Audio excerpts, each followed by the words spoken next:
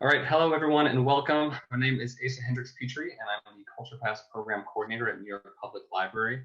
I'd like to welcome you all here today at today's event, of course, on behalf of not just NYPL, but Brooklyn Public Library and Queens Public Library's Culture Pass program, this program that we do together jointly. We do ask everyone, please keep yourself muted during the program throughout, unless otherwise instructed by one of our hosts here. And as well, would you please make sure to have your cameras off unless otherwise noted.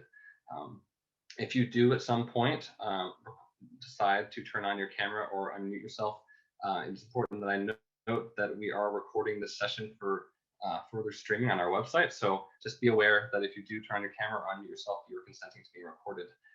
Further housekeeping is I do want to point out that closed captioning is thankfully available for today's program. So if you would like to turn those captions on or off, you can do so at the bottom of your Zoom screen. There should be a toggle there that allows you to choose that.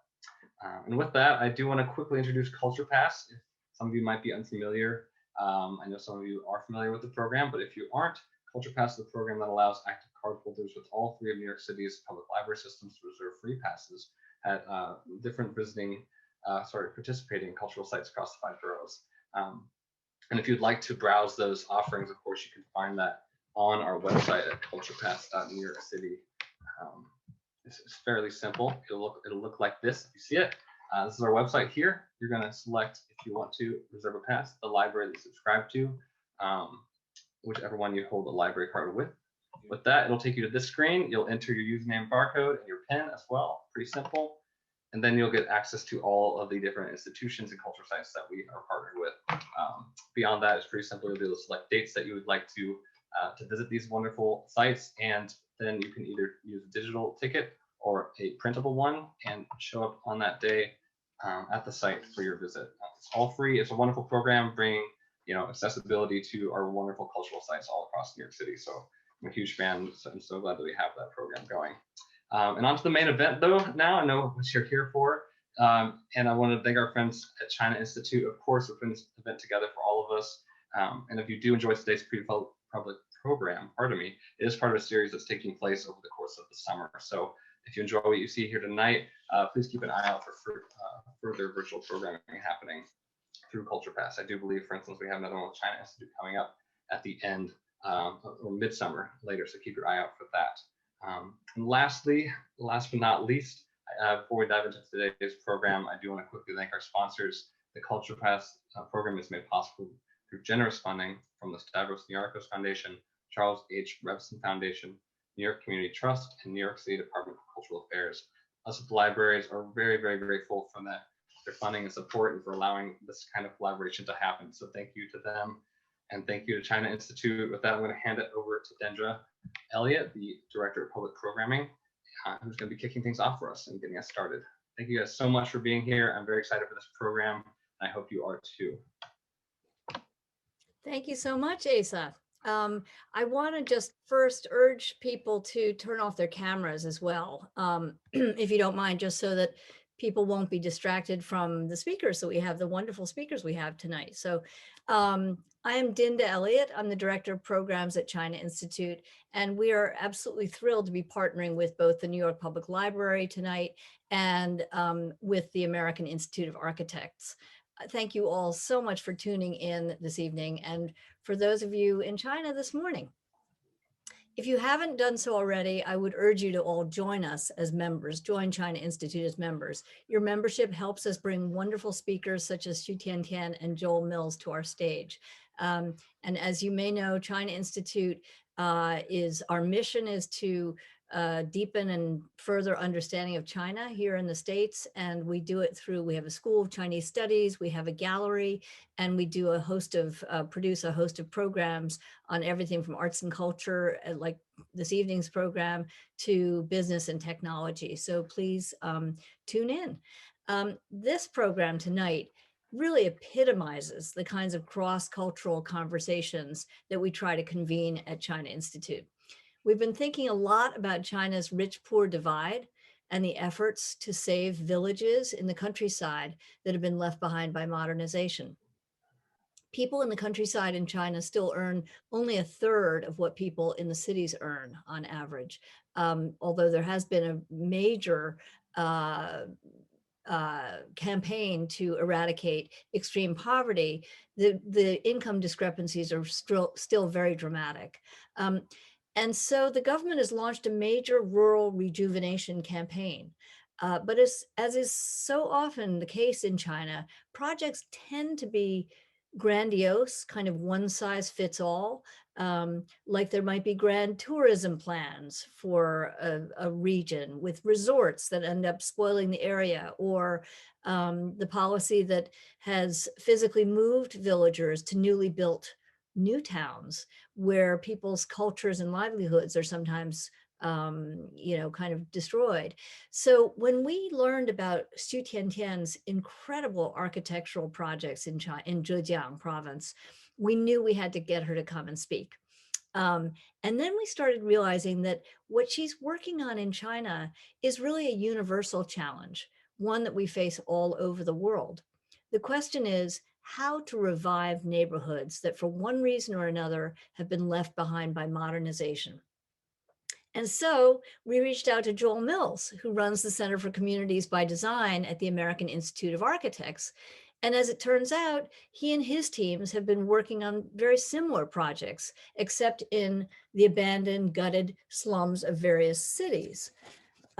So we realized, okay, this is our program. That became tonight's conversation.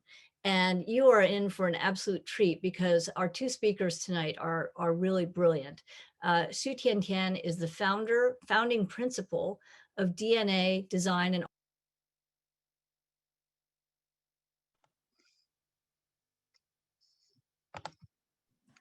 Then you've muted yourself. Oh my goodness, I'm sorry. Where did you lose me? What I was just saying is that you are in for a real treat tonight because our two speakers are really brilliant. We have Xu Tiantian is the founding principal of DNA Design and Architecture Beijing office. She studied at Tsinghua and then got her master's from the Harvard School of Design before heading back to China to start working on these community projects. Joel Mills is Senior Director of the Center for Communities by Design at the American Institute of Architects. His 26-year career has been focused on strengthening civic capacity, public processes, and civic institutions. And he's worked on many community projects, some of which he'll share with us tonight. So let me turn the stage over now to Xu Tiantian. She is going to share some slides about her remarkable project in Zhejiang province. And then Joel is going to show us some projects here in the US. And then after they're done, we're going to have a conversation. So over to you, Tiantian. Are you there? Can you turn on your, there you go. Yeah. I'm going to turn my camera off. Thank you. And thanks to China Institutes and Culture Pass, it's really my pleasure to share our Zhejiang story. Let me share my screen first.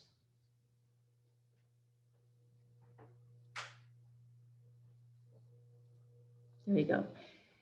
Zhejiang is one of the 9 counties in Lishi City, Zhejiang province. It's a typical agricultural county with 50,000 population in its urban center and 190,000 living in rural region in the villages. It's tea plantation. The green tea is the major agricultural product in this region. And also hundreds of ancient cities scattering around in the mountains. But there were also critical issues. Most of the village communities didn't have are losing the faith in the economic or social decline and didn't have the faith in the village's future. And young villagers moved to cities for better employment and better income. Many of the villages become what we call hollow village, has very low population and many in elders. So like people say, the real China is in the countryside. Our Zhejiang story is about the real story happening and the collective effort happening in this region. It's between the local government and community, village communities as collective entities, private sectors, professionals, and also local craftsmen. And in this process, architectural acupuncture has become a strategic, a sustainable and systematic strategy as a healing treatment. So since 2014, these are the projects we have been collaborating with the local, with the county for the over the past 7 years. Let's go back to acupuncture. I'll explain a bit on this strategy. With a minimal intervention approach, a public program is introduced to each village according to its context and the heritage to serve the village and community, to restore the village identity, to open up for tourism and to stimulate the economic development.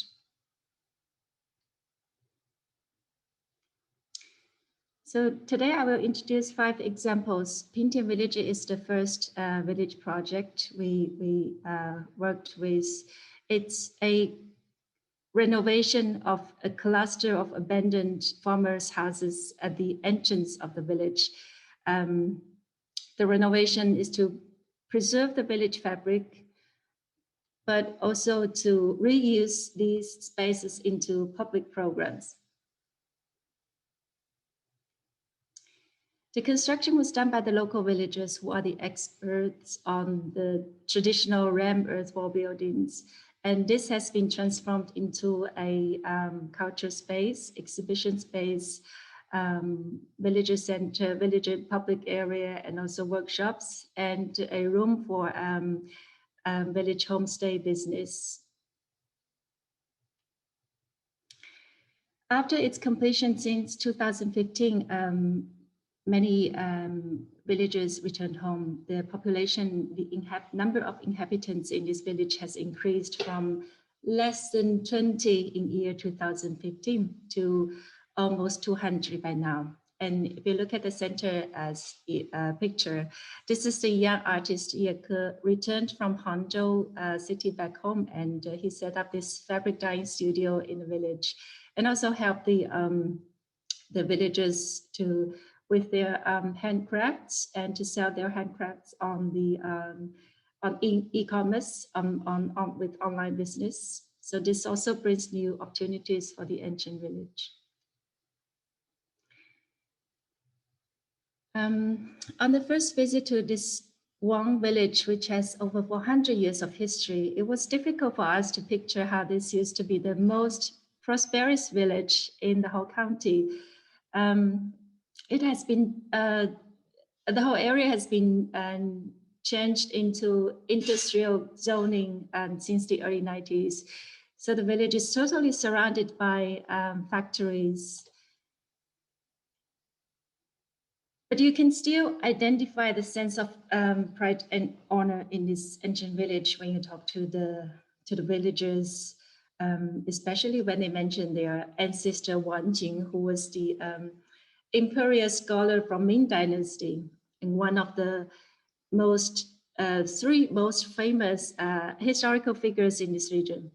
So this has inspired a new memorial hall dedicated to the ancestor Wang Jing in the center, in the heart of the village fabric. The building looks quiet from its exterior by using the traditional ram earth wall technique. And the interior space is articulated into, you can read it as a timeline of Wang Jing's life with 17 moments, different moments in his lifelong story. And these are articulated into memorial corners. That's the interior. So the memorial corners, by using the structural corners, by the way, has created almost a temple-looking space, temple-feeling space with the corners lit from above, and also onto these stone carving images or figures of the different moments in Wang Jing in his ancestors' life story. And this has become almost like a temple or a spiritual space in the village for the village community, and also become the inspiration and motivation for the community to set up, to repair the other buildings, traditional rammed earth buildings in the village, and to set up new cultural programs and also small businesses.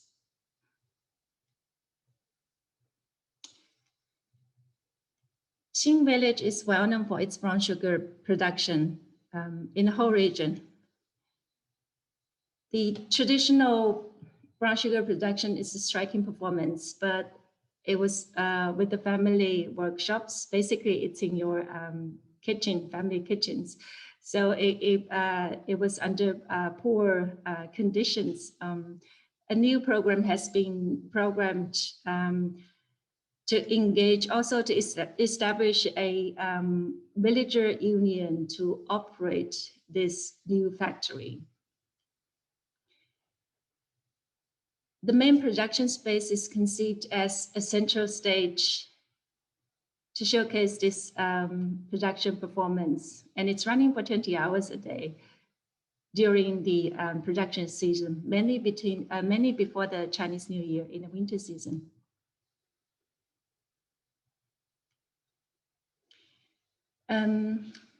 During the off-production season, the space is also used as a cultural space for or just a leisure space, open space for the villagers. In the last years, in the last 4 years, the sugar price has increased over 4 times, and also attract young villagers return home to join this sugar production business. And the total tourist number has increased from less than 200 in a year to over 20,000 a year by now.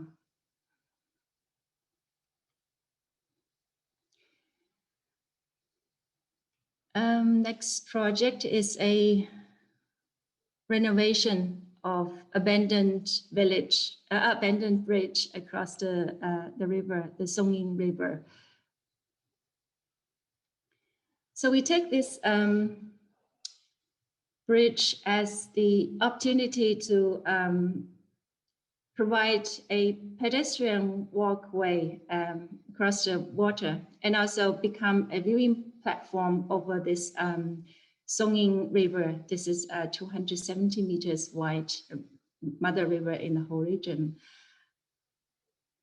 And it's viewing platform next to this water dam with a history of over 1,000 years. So this bridge becomes a pedestrian walkway and also a shared common space by the 2 villages across the river. And these 2 villages used to be one village back in ancient time, over 200 years ago, and was eventually divided into 2 because of the flood. So the bridge becomes a symbol of reunion of these 2 villages again. And the bridge could also be used as a weekend market.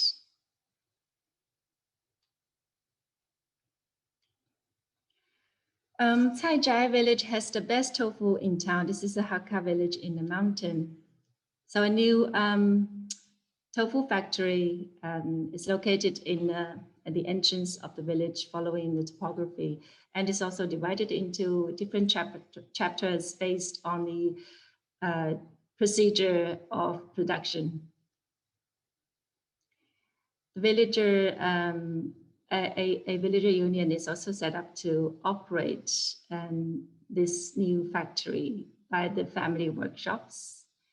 And the factory is also improving the production standards.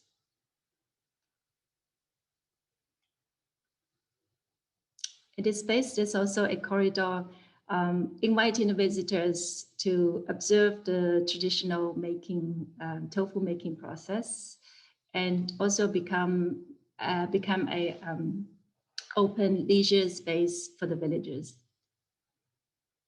Takes to the tasting hall facing the village. We also have a short film.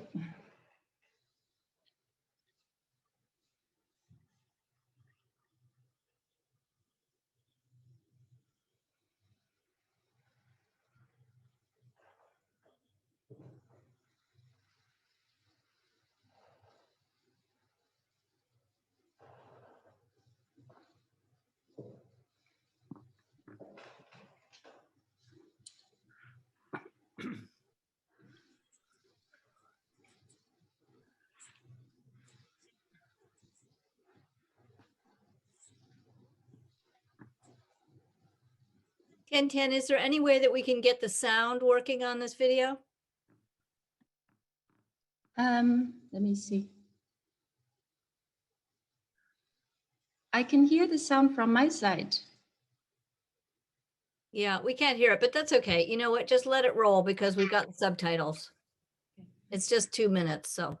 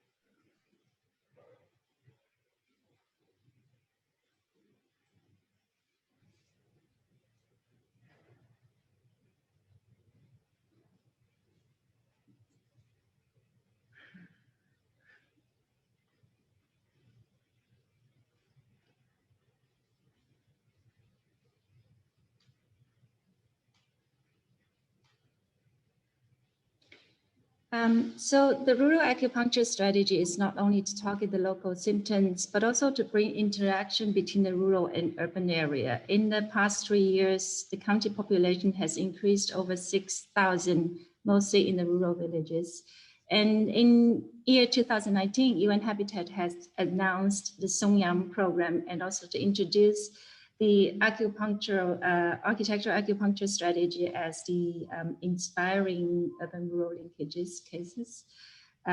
So we hope that our Zhejiang story can provide a sustainable strategy to other rural regions. Thank you.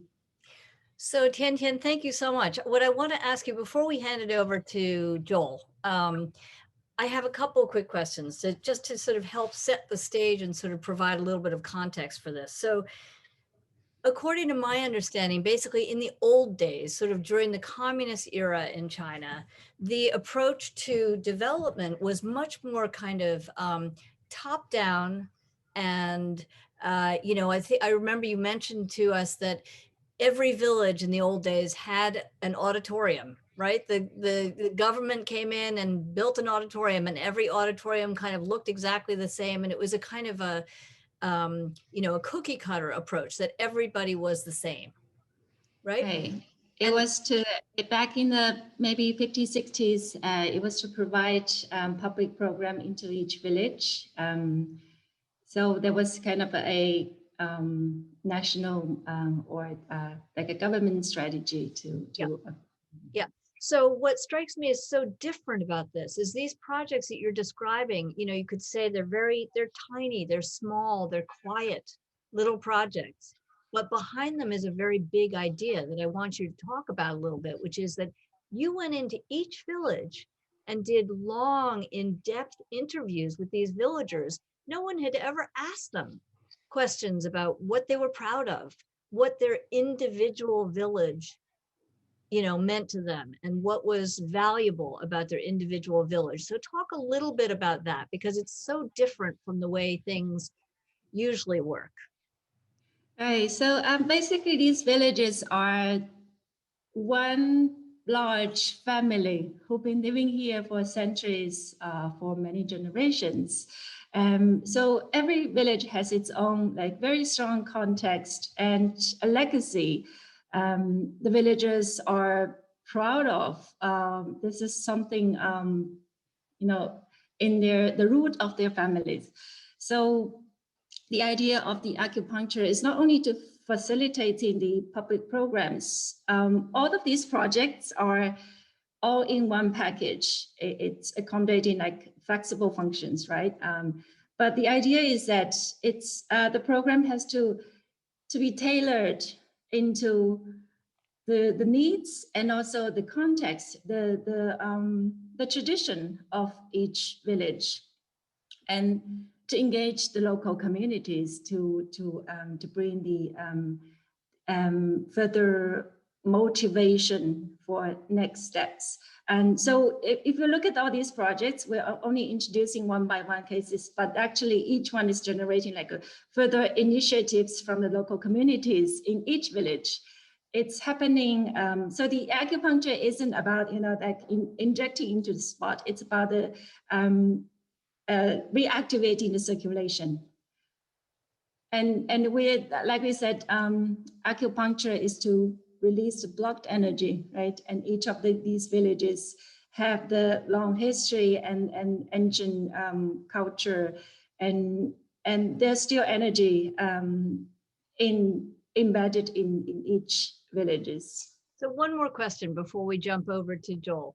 China is a very impatient country. You know, China has been in a rush to modernize, and income levels have increased so fast over the last 40 years. And governments, local governments are expected to produce, you know, pretty dramatic results all the time by, you know, the central government, et cetera. So my question is, how did you persuade them? You know, what you're talking about is gradual, organic, incremental change that allows a community to develop, but in a slightly more gradual way. And I'm just curious how you were able to persuade the local officials that this was the way to go, instead of, you know, doing some grand, you know, tourism resort or whatever that would, to their mind, bring faster results.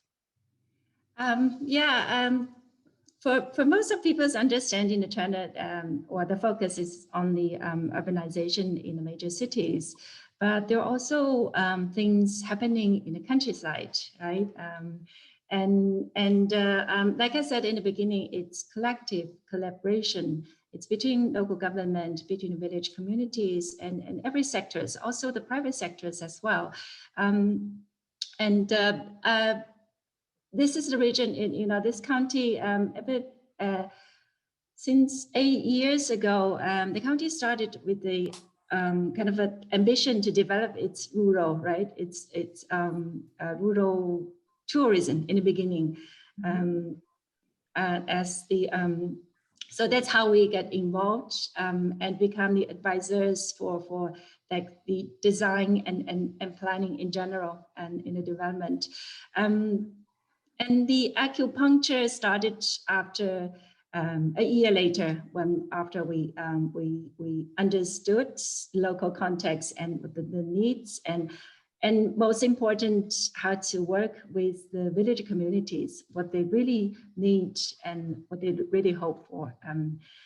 And the acupuncture is we call it, the term is the idea that this is not a massive surgery into the village. Acupuncture is rather a healing process, right? And it takes it's a minimal intervention approach. It's a small scale public buildings with limited budget. So in a way, it's almost like risk-free for the local government. And the money also coming in multiple resources, like the funding from the county, from the township, and also collective money from the village communities, and also the other subsidy monies from cultural, from agricultural departments from the province. So even with a small project, the function is multiple, flexible, and all in one package, and also the resources of the funding as well. And it also attracts the private investors from Shanghai, from Hangzhou city, to engage with the rural village homestay business and programs. Right. And by the way, I would say that's another thing that's very unusual is somehow getting all these different departments to work together is something that's quite unusual in China and in many parts of the world. But let's go over to Joel now and hear a little bit about the United States. And the one thing I'll say is also we will, I think we'll probably go to maybe 10 past 9, because there's so much material we want to cover.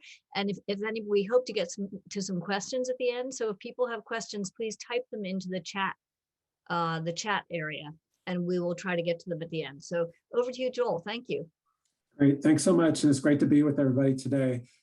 So I'm with the American Institute of Architects and run a program called the Communities by Design program, through which we offer what we call design assistance teams. Communities apply for assistance on anything from urban regeneration to adapting to climate change to building more equitable communities, or anything under the umbrella of good urbanism. And we build customized interdisciplinary teams to work through a democratic process and build strategies to address those issues. And what I want to focus on tonight is the way that oftentimes, especially after an initial iteration of an urban place or space, we often devalue it, right?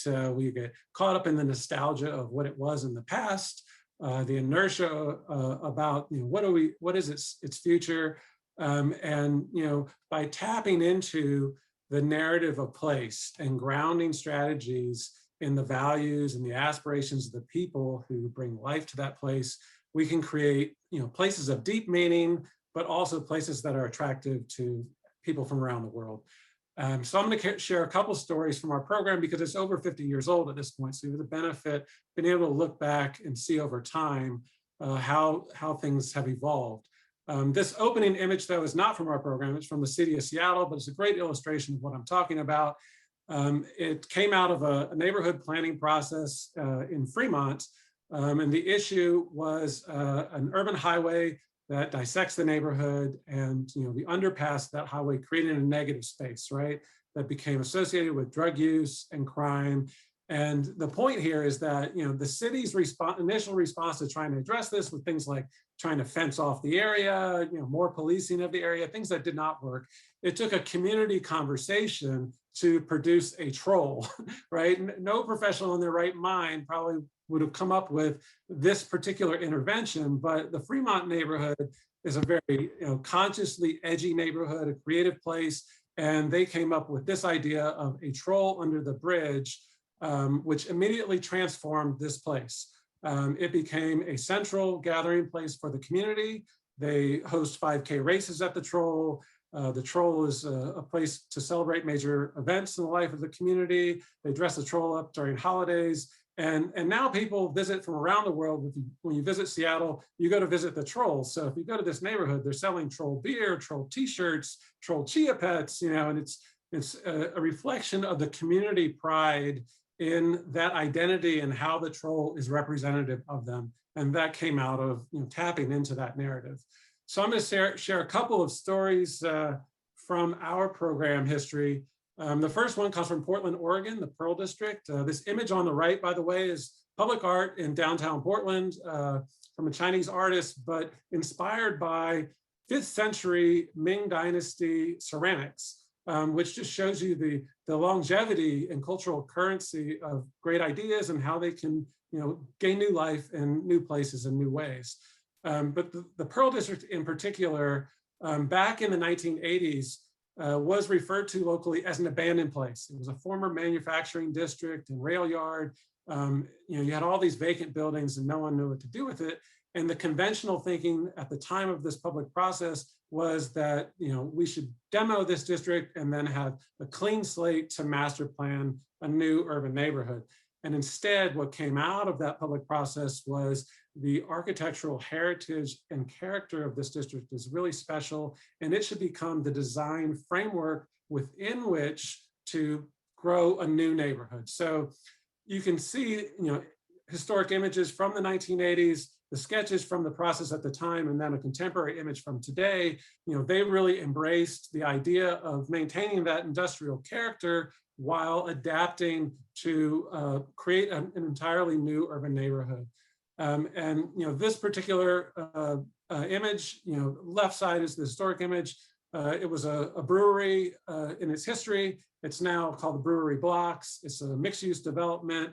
It does include a brew pub in the development, but includes residential, commercial space, retail space. It's a mixed-use center, and it has celebrated the architectural heritage of the buildings while bringing new life and a continuing identity.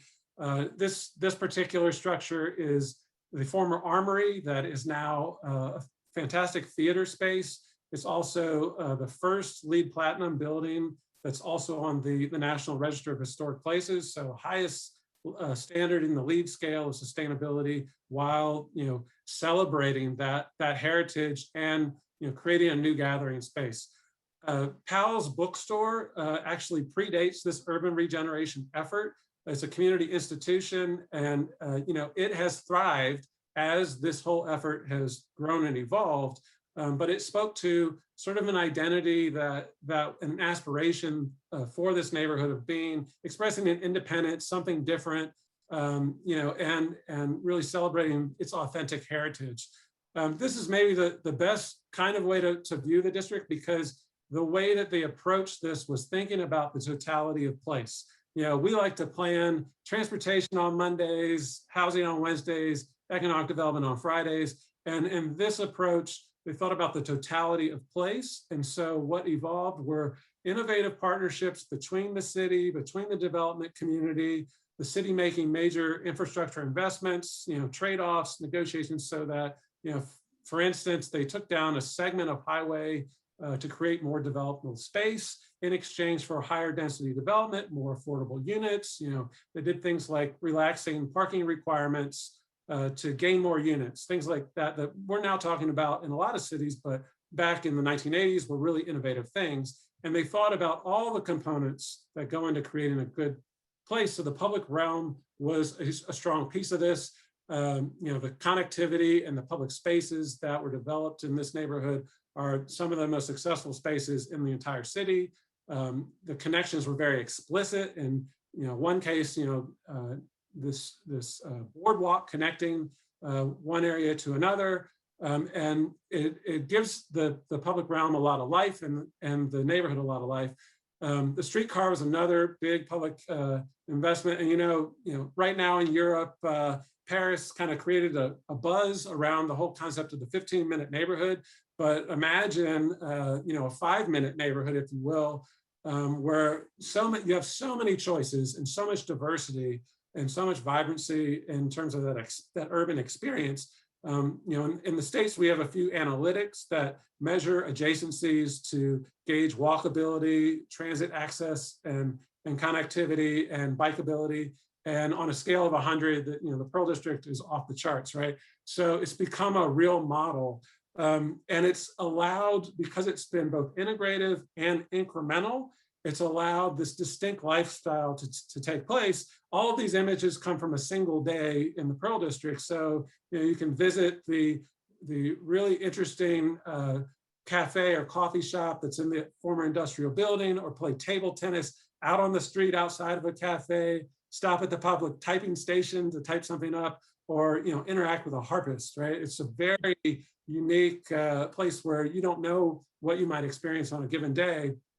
And that's because it evolved incrementally. Each new project, developers tell a story about each new project being celebrated when it opened, not for the project itself, but how it contributed to an evolving sense of the whole neighborhood, the whole place. And that's what we're talking about. And at the end of that, it continues to evolve, but at the end of it, it makes all the lists of, this is now, one of the coolest neighborhoods in North America. And you can, in the image, kind of get a sense of how loading docks were left. The streetscape is different than a typical streetscape, and the experience is really different, and it does embrace that heritage. This quote is how they describe, over a 20-year period, going from having trouble envisioning the future to achieving a future that is both celebrative images from their monthly art walks in the neighborhood, which are quite popular, but they're also something that has had influence all over the world. They do continue to evolve, but their performance as an urban place is something that's had a lot of influence elsewhere. I was in London a few years ago, and civic leaders there were talking about how they're going to accommodate millions of new residents. Their strategy is we're going to focus on post-industrial areas, and we're going to build dense clusters and have it transit connected. And our model is this place called the Pearl District in Portland, Oregon. And London's not alone. I found this online, a report from the China Development Bank Capital, pointing out the case study of the Pearl District and all the technical components that are following principles they like to apply for sustainable communities across China. And all of those things we like to celebrate as planners, but the important point here is there was a process in a discussion about place and identity that was extremely fundamental to what then evolved over time and what they've been able to achieve. Second quick story that I'll share comes from Nashville, Tennessee, specifically East Nashville. And the narrative in East Nashville before 2000 was, from locals, was, East Nashville is the wrong side of the river. It's divided from or separated from the downtown there by a river, the Cumberland River. And if you lived in Nashville and you weren't from East Nashville, you had never visited. It was plagued by negative perceptions around all kinds of issues. And then in 1998, they had this massive tornado disaster, which did impact the downtown a bit, but mainly impacted the East Nashville community. So they brought in an AIA team as part of the recovery process. And they tell this great story of what happened in just a few days during this process. The opening public workshop was held in the social housing, the public housing projects. About 350 people participated. They were all local to East Nashville, but there was so much media coverage about the conversation about the future of East Nashville that by the final evening of this public process, in the final presentation, suddenly there were 1,000 people. And many of them had literally crossed that river, crossed the bridge into East Nashville for the first time because they had become curious. And so what that unlocked was this mantra, Rediscover East, which led to, they created a local nonprofit by this name, was the title of the report, and it was the strategy. It was about leveraging some of the historic assets of this community, one of which was the old corner store, right? People lived in neighborhoods where they went to their corner store to gather basic needs. And so one of the recommendations was bringing back, a lot of those corner stores, which were vacant. This one, quick historic image and a contemporary image show you typically what's happened, but this happened all over the neighborhood. And so, top right image is a former gas station that became a well-known restaurant. You've got a chocolate shop, a fish market, and in the center of town, you get the bicycle shops and makers doing creative projects, that kind of thing. And so when you look at the sketches from over 2 decades ago and see the scale of what's developed, it is the realization of that vision. The other big piece that was recommended was about finding a focal point. They had a natural focal point in East Nashville called 5 Points, this area where 5 streets intersect, and it became a key piece of future investment. This was not something that the public sector, the city really led. This was a lot of private investment, re-envisioning individual spaces that were complementing this larger vision about the future of the neighborhood. So the top image, which is a little blurry, it's a video still, but is from before the process. And then the lower image is a contemporary image where you can see the former gas station that's now a restaurant, as well as all kinds of things that have created a real lifestyle and nightlife that draws creative people. Nashville's a music city, so East Nashville has a music scene. And you can go to the tattoo parlor or the skate shop or go to the restaurant or bar.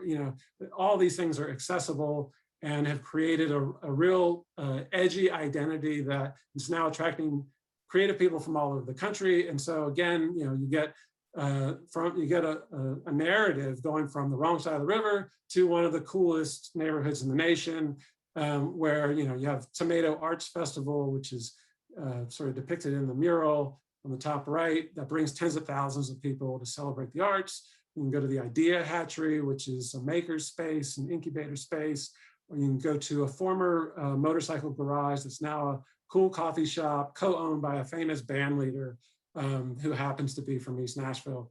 And so sort of the lesson from this is that a lot of these places that we look down on or have outlived their initial iteration, have a lot of life left when we can engage with people and learn the narrative of place and really use those values and aspirations to drive a vision forward. I'll just mention that we do have films on both of these cases as well as others on our YouTube channel. So if you search on YouTube for Communities by Design, you'll find that page, and you can email me if you want to follow up. Thank you so much. Awesome, awesome, awesome. Thank you so much, Joel. So Tiantian, if you'll come back, maybe you're already on the screen, I can't quite tell. And Joel, if you'll stop sharing your screen, yep, then let's have a conversation. I gotta say, just to start off, I see so many parallels between the two stories. And I want to ask you to both talk about those a little bit. I guess the first thing, just scribbling some notes of what you were saying, Joel, you talked about the first impulse is to kind of demolish the district, and that tends to be the first impulse. So my question, I guess, for both of you is, how do you persuade developers and the government that this place is worth saving?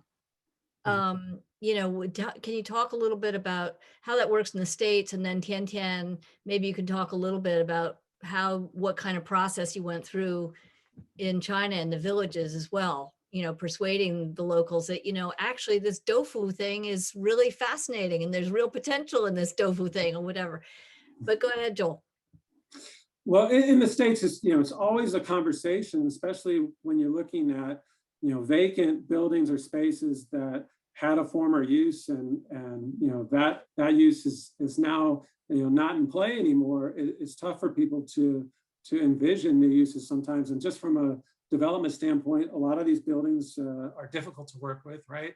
They require a lot of patience, a lot of capital, and a lot of time to get right, but they also, in many cases, can't be built today. The materials used, everything about a special building, is an argument for keeping it and finding the right use, because when you do breathe the new life into them, they're truly special places. And what you get as a result, is, in that return on investment, is so much larger than if you got rid of them and started from scratch with something today. I love the comparatives, the parallels between our presentations, because I see the bridge project in particular. I'm from Washington, D.C., where we have a similar bridge project right now, trying to connect communities across a river with now decommissioned bridge, but creating a linear park with a lot of program elements to it. And so, these are universal ideas when the case can be made, and you get the community behind it because they see how that represents their identity and their future aspirations of who they want to be. Yeah, I agree with Joe. I think that both approaches are taking design, architecture, and design as a rather sensitive or minimal, subtle interventions into these communities.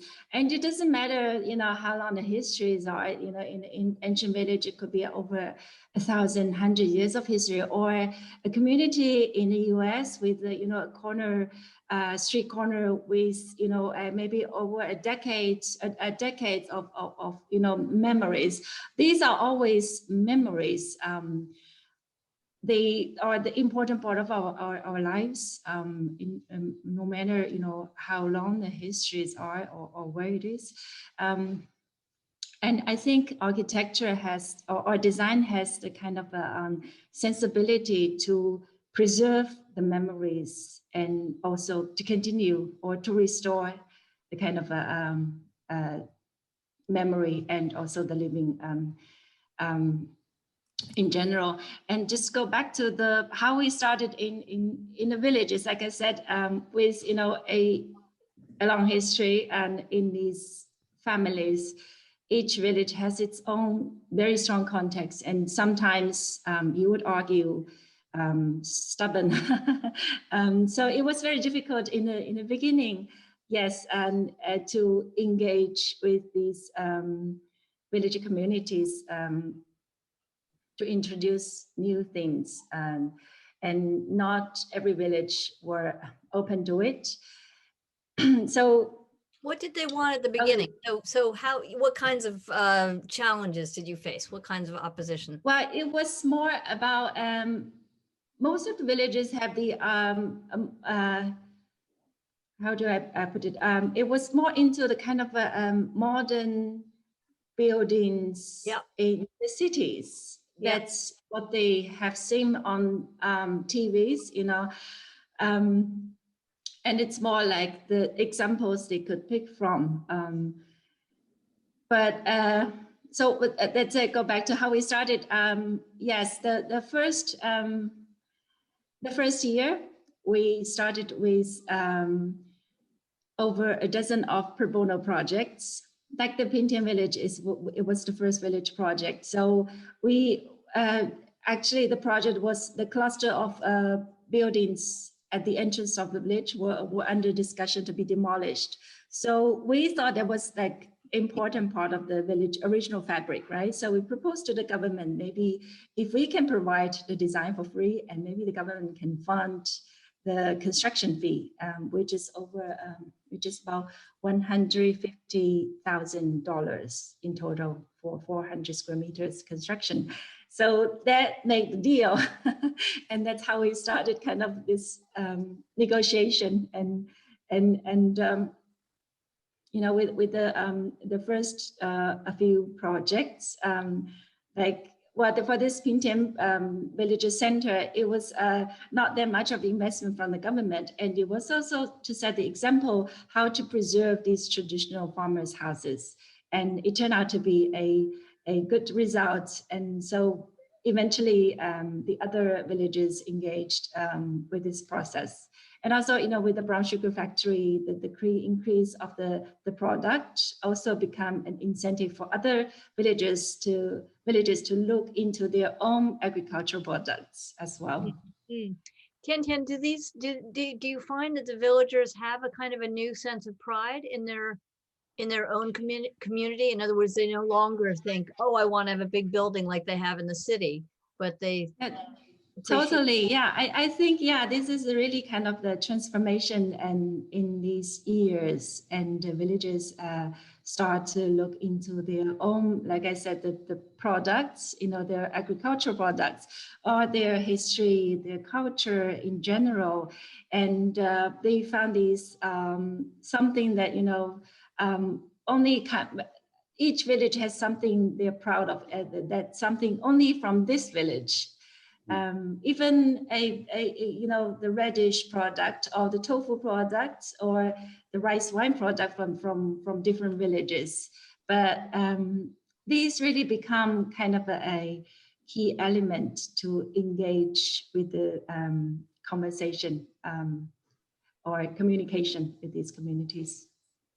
Again, I always look at it from the kind of sociological point of view or socio-political point of view. And to me, what you're doing is so profound, because in a way, during the communist era, it was all about, transforming China and trying to modernize China, but having everybody in every place be the same. And what you're doing is a kind of very gentle sort of revival of individualism. And as China makes its transition to its next stage of development, it's much more about individual abilities and capabilities and values and stuff. And so that's something very profound, I think. Thank you.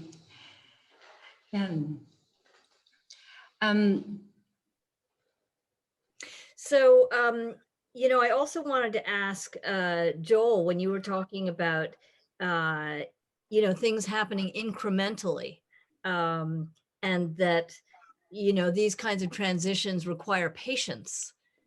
I think that developers and governments in general don't necessarily often have a lot of patience. So that's got to be hard, both in the States and in China, where you need patience to see the results. Sure, and this is a conversation that we have with every community we work with, and it's not about that one big project that often communities get stuck on, right? They want the big, giant, transformational project that's so large, it has benefits that touch the entire community.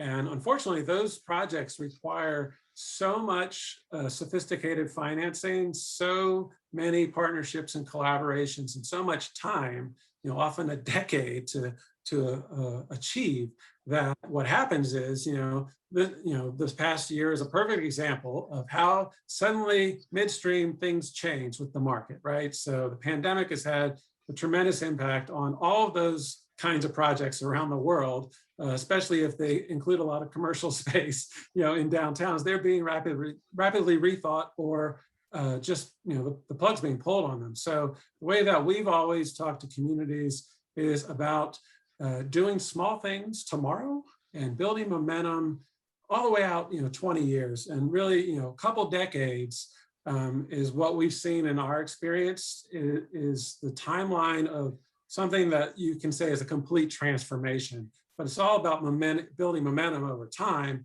And we've actually had communities 20 years after a process that said, they wrote open letters to the AIA saying, 20 years ago, this is the quote, actual quote, 20 years ago, your ideas seem like dreams. Now we're living those dreams. And it really is about starting with simple projects. Maybe it's a volunteer project is the first thing, and connecting that to your vision, and at each stage, more and more investment engages until things that you didn't even expect to happen start happening. You get this really positive, dynamic moving forward and create really special places. It seems like that's what you're seeing in China as well, Tiantian, where the villages see positive results and then more people come back to the village and it starts to build momentum, right? Exactly. Yeah, like we said, this is not kind of a massive investment or massive surgery into these villages. It doesn't require a massive investment either. Yeah. So once you set a few examples, cultural, economic, and also like the with the production factories and some just with the basic public programs, or kind of a reuse abandoned infrastructure. And then later on, the other villages, they soon pick up these kind of ideas and they engage themselves into this process. They come up with their proposals. Now we have a paper making factory and we have a pottery factory, which were initiated from the village communities themselves. They come up with this really kind of detailed spreadsheets on, how many elders in the village are willing to engage with this paper making factory, and they count all the numbers and they make a very thorough, detailed business proposal. Wow. So I'm worried about you, Tiantian. You said that at the beginning you did these projects pro bono. Are you now? I hope you're now getting paid. Are you getting paid? No, it couldn't go on forever. Yeah. So here's a question from the audience. Do the villagers welcome tourism, or are they worried about preserving the integrity of their culture and lifestyle from the tourist onslaught? That's a good question, because in the beginning there were hesitations in terms of the tourism or just a new program in the village in general, but it was just kind of because the villagers didn't have the didn't see the real example. So once you set a few after a few build projects, they soon set a good kind of a precedence for the others. And all these tourism are not massive tourism, like a huge crowd or huge program into the village. It's always really tailored to the village tradition and culture and context in general. So it's not about kind of a contradictory tourism program to the village history. So it's rather to embrace, or some, I would like to say that it's originated from the village. So yeah, it's if you look at the scale of the tourism and the content of the tourism, it's not a kind of an issue these days. Yeah. But it's a very delicate balance, though, of course. Like, you know, there are villages in Anhui province which have, you know, amazing Ming Dynasty architecture, and they've practically been turned into Hollywood, you know, movie sets because there's so many tourists coming through and the locals don't even live there anymore. And, you know, so it's a tricky balance to get right, right? It is, yeah. I think tourism, the concept of tourism is also changing these days, you know, even after during the pandemic in these, you know, COVID situation, the tourism in Zhejiang is developing actually much better than the kind of than the traditional one, conventional ones, because this is the place you discover the traditional life, agricultural life, and also the very beautiful scenic landscape, you know, the bamboo forest, and the traditional way of making tofu, producing brown sugar. So, and also modern architecture related with the village tradition. And all these become a kind of a complexity to attract people to discover the real side of China. Right, how wonderful. So another question from the audience. Let's just go on for a couple more minutes, if you don't mind. And one audience member is asking, says there seems to be so much architectural craftsmanship in these village projects rather than instead of massive modern industrial projects. And so Tiantian, can you talk about that a little bit in terms of the design choices? How did you make your design choices? The architecture feels modern and yet craftsmanlike, and yet not just relying on restoring to something nostalgic of the past. So it's a style of modernization. Is that unique to China, or is it a modern Chinese aesthetic? How would you describe the aesthetic? I think for all these village projects, we try to use what's convenient and handy, local, vernacular, right? And it's a kind of a very practical strategy because it doesn't require kind of a expensive cost from, you know, imported material. Some of the stone we our contractors collected from the mountain or from the river instead of buying from the market, right? So they're just a kind of very typical way of building in the mountain area in these rural regions. But by saying that we use vernacular material, it's not only limited to traditional building techniques. We also embrace the modern construction techniques. And in a way, it's a county, right? It has its urban center, and it's a satellite system in this county, you know, with the urban center and hundreds of villages scattering around. So there are also this like light steel structure is also very common material used in the rural industrial area. So there are also very skilled construction teams in this region. In a way, we are not only limited villages only in the kind of ancient or tradition or kind of low tech construction, but also whatever that we can find in this region, modern or traditional, they are also suitable, and we want to work with all these possibilities. Mm-hmm. Well, I think our time is just about up, but I wanted to thank you both so much. I'm thinking about what you just said, Tiantian, and it seems like your approach is very practical. It's very, humanistic, and the projects that Joel is describing in the States are also very human centric. It's not about building grand buildings. It's about looking at communities and not being dogmatic about it. You know, you were just describing your process and your design aesthetic. It's not, there's nothing dogmatic about it. And I think that your focus on individualism and the individual personalities of these villages is so inspiring. And it's exciting to hear that it's taking on real momentum in China. And obviously this movement has been building momentum here in the States as well. So I want to thank you so much for joining us, for bringing us this fascinating cross-cultural conversation. Thank you to our audience for joining tonight. It's been a real honor to have you all here. So we hope that you will join us again sometime soon. And thank you again. Thank you. Thank you. Thanks everyone. Stay safe out there. Have a good night, and thank you for making this happen.